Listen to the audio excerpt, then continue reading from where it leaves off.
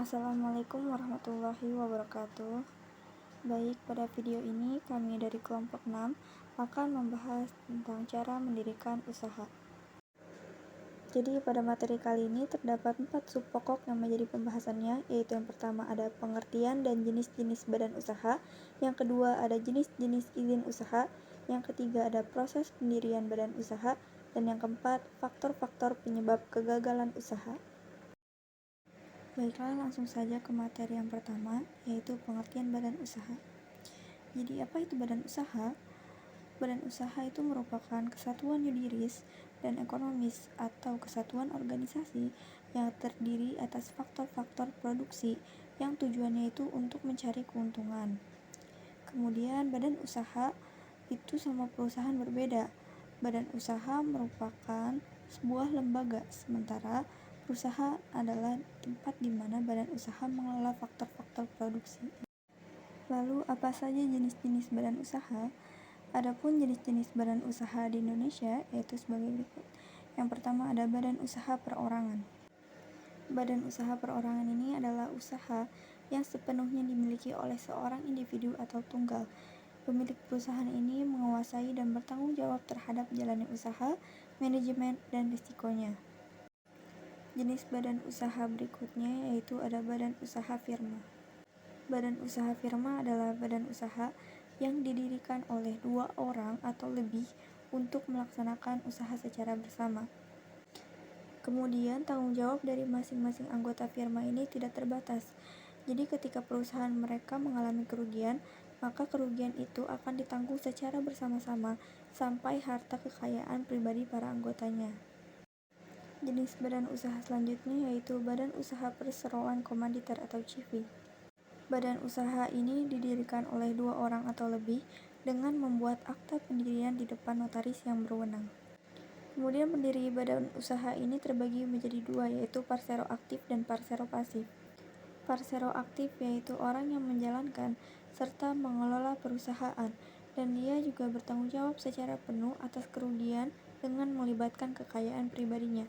Sementara parsero pasif yaitu orang yang hanya bertanggung jawab sebatas uang yang disetor saja atau hanya memberikan modal kepada perusahaan tanpa melibatkan harta dan kekayaan pribadinya jika perusahaan tersebut mengalami kerugian. Kemudian jenis badan usaha selanjutnya yaitu ada badan usaha perseroan terbatas atau PT. Menurut Peraturan Undang-Undang Nomor 40 Tahun 2007, perseroan terbatas atau yang biasa disingkat menjadi PT merupakan suatu usaha yang memiliki dasar hukum berdasarkan perjanjian serta melakukan aktivitas usaha dengan modal dasar yang terdiri dari saham atau persekutuan modal. Kemudian jenis badan usaha selanjutnya yaitu ada badan usaha milik negara atau biasa disingkat menjadi BUMN. BUMN ini merupakan badan usaha yang permodalannya seluruhnya atau sebagian dimiliki oleh pemerintah. Kemudian BUMN sendiri sekarang ada 3 macam, yaitu ada perusahaan jawatan atau perjan, kemudian perusahaan umum, perum, dan parsero. Jenis badan usaha selanjutnya yaitu ada koperasi. Koperasi adalah badan usaha yang dibentuk untuk kepentingan seluruh anggotanya dan melakukan kegiatannya berdasarkan prinsip gerakan ekonomi rakyat yang berasaskan kekeluargaan. Adapun syarat dalam mendirikan badan usaha koperasi yaitu minimal anggotanya terdiri dari 20 orang, dengan tujuannya yaitu untuk memenuhi kebutuhan para anggotanya. Dan jenis badan usaha yang terakhir yaitu ada yayasan. Yayasan ini merupakan badan hukum yang terdiri atas kekayaan yang dipisahkan dan diperuntukkan untuk mencapai tujuan tertentu di bidang sosial, keagamaan, dan kemanusiaan. Baiklah, tadi kita sudah membahas tentang pengertian badan usaha dan jenis-jenis badan usaha. Kemudian di sini kita akan membahas jenis-jenis izin usaha. Izin usaha merupakan persetujuan atau izin dari pihak berwenang terhadap pelaksanaan kegiatan usaha seorang wirausaha atau perusahaan. Adapun beberapa jenis izin usaha yang harus dipenuhi ketika kita ingin mendirikan sebuah perusahaan yaitu sebagai berikut. Yang pertama ada surat keterangan domisili usaha. Surat ini menggambarkan alamat dari usaha terkait. Kemudian ada surat izin gangguan. Surat izin gangguan ini biasanya dibuat bagi usaha yang diperkirakan bisa mengganggu ketentraman masyarakat sekelilingnya. Surat izin gangguan ini biasa juga disebut sebagai HO. Kemudian jenis izin usaha berikutnya yaitu surat izin tempat usaha atau situ. Surat ini dibuat demi keamanan dan kelancaran usaha. Kemudian jenis izin usaha berikutnya yaitu surat izin usaha perdagangan atau SIUP. Surat izin usaha perdagangan ini merupakan surat izin yang diberikan oleh pemerintah daerah kepada perusahaan yang melakukan kegiatan perdagangan.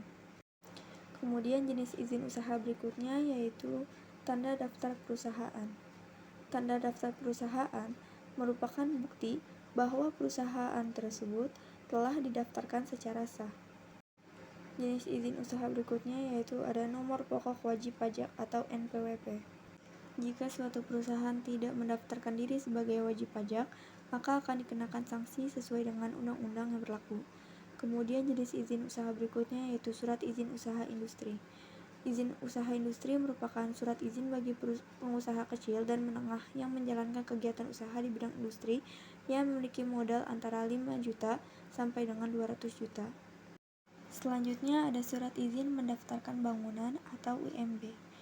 IMB ini merupakan izin yang diberikan oleh kepala daerah kepada pemilik bangunan untuk membangun baru, mengubah, memperluas, mengurangi, atau merawat bangunan sesuai dengan persyaratan administratif dan persyaratan teknis yang berlaku.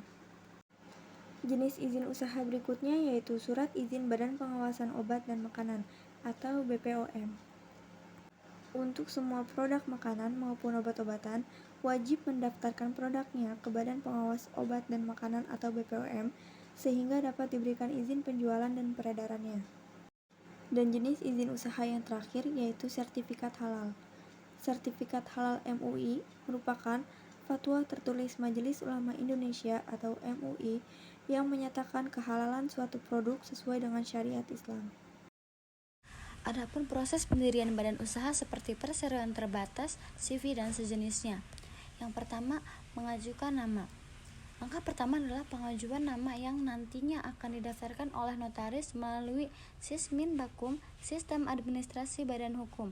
Yang kedua, pembuatan akta. Tahap selanjutnya pembuatan akta yang hanya bisa dibuat oleh notaris nantinya ditandatangani oleh Kementerian Kemenkumham. Informasi yang tertera pada akta tersebut biasanya terdiri atas nama perusahaan, pemilik modal, modal dasarnya, jumlah modal disetor, dan juga struktur organisasi dalam perusahaannya. Yang ketiga, membuat SKDP. SKDP merupakan surat keterangan domisili perusahaan yang bisa didapatkan dari kantor kelurahan lalu dilanjutkan lagi ke kecamatan untuk bisa diterbitkan. Surat keterangan domisili ini membutuhkan akte perusahaan sebagai persyaratannya. Selanjutnya yang keempat, permohonan NPWP. Untuk bisa memproses NPWP, wajib untuk melampirkan salinan dari perusahaan dan juga keterangan domisili yang tadi diuruskan. Permohonan ini dapat langsung pada kepala kantor pelayanan pajak di domisilinya masing-masing. Tahap selanjutnya yaitu pengesahan anggaran dasar. Permohonan pendirian perusahaan tersebut akan diajukan pada Menteri Hukum dan HAM dan disahkan langsung oleh menterinya. Keenam, pengajuan izin usaha, SIUP, IUI, IUJK. Selanjutnya, surat izin usaha ini diperlukan untuk memudahkan Anda untuk bisa menjalankan kegiatan bisnis Anda sehingga kegiatan bisnis Anda menjadi lebih terjamin secara hukum. Permohonan untuk membuat izin usaha dibagi menjadi beberapa jenis bergantung dari kegiatan usaha yang dijalankan. Masing-masing izin usaha tersebut bisa diajukan pada kepala dinas atau kementerian yang terkait dengan kegiatan usaha yang Anda jalankan. Yang ketujuh, BNRI. Jika semua tahapan sudah dilakukan dan perusahaannya telah dapat pengesahan dari Menteri Kemenkumham secara langsung, maka perusahaan tersebut akan diumumkan untuk dalam BNRI, Berita Acara Negara Republik Indonesia.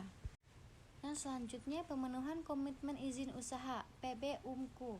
Setelah semua tahapan dilalui, di tahap terakhir hal yang perlu dilakukan adalah pemenuhan komitmen perizinan berusaha. Pada proses ini ada beberapa perizinan yang perlu diurus guna memenuhi komitmen perizin berusaha untuk mendapat sertifikasi standar yang terverifikasi. Selanjutnya, faktor-faktor penyebab kegagalan usaha.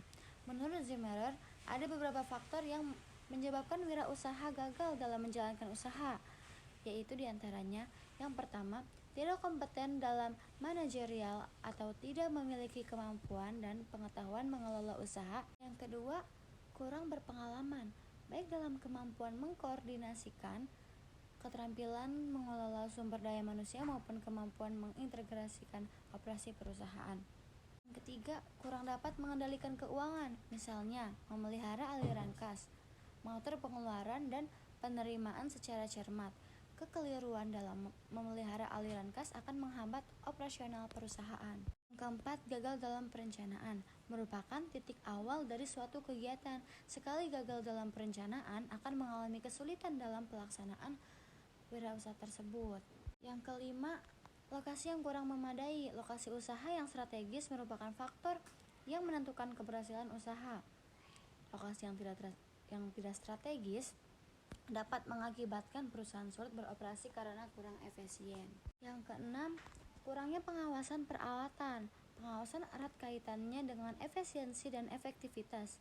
Kurang pengawasan dapat mengakibatkan penggunaan alat tidak efisien dan juga tidak efektif. Selanjutnya, sikap yang kurang sungguh-sungguh dalam berusaha mengakibatkan usaha yang dilakukan menjadi labil dan juga gagal. Dengan sikap setengah hati, kemungkinan gagal menjadi besar. Yang terakhir, ketidakmampuan dalam melakukan peralihan atau transisi. Wirausaha yang kurang siap menghadapi dan melakukan perubahan tidak akan menjadi wirausaha yang berhasil.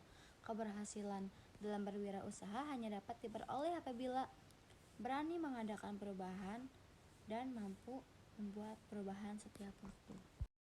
Baiklah, mungkin hanya itu saja materi dari kelompok kami tentang mendirikan usaha. Kurang dan lebihnya mohon maaf. Wassalamualaikum warahmatullahi wabarakatuh.